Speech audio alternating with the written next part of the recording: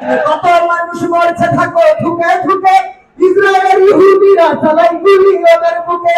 মসজিদুল আকসা কেন ওদের কাছে বন্দী রবে, মসজিদুল আকসা কেন ওদের কাছে বন্দী রবে। মুসলমান জেগে ওঠো, করতে হবে, তোমাকে থাকতে হবে, এ সমাজ ভাঙতে হবে, নতুন সমাজ আনতে হবে। তোমাকে থাকতে হবে, তোমাকে থাকতে হবে, এ সমাজ ভাঙতে হবে, নতুন সমাজ আনতে হবে। তোমাকে থাকতে হবে, তোমাকে থাকতে হবে, এ সমাজ ভাঙতে হবে, নতুন সমাজ।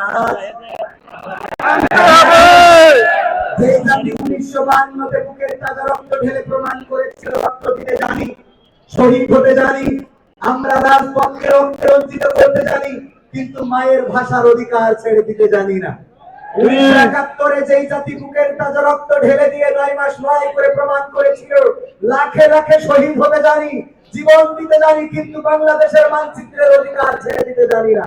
সেই জাতিকে আরেকবার জানতে হবে এবং সেই জাতিকে বলতে হবে কোরআনকে আঁকড়ে ধরে বাংলার জমিনে আল্লাহর জমিনে আল্লাহর দ্বীন কায়েম করার জন্য যদি ডাক আসে সেই ডাকে সাড়া দিয়ে রাজপথ থেকে বুকের তাজা রক্ত যদি ঢালতে হয় রক্ত ঢেলে দেব। রক্তের সাগরে সাঁতার কেটে কেটে একটি রক্তাক্ত বিপ্লবী কালেমার পতাকা বাংলার জমিনে উড়াবো রাজি আছে।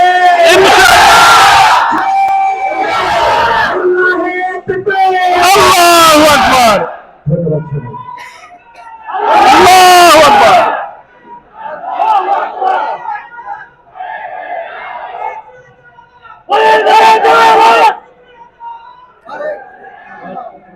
ধন্যবাদ আমাদের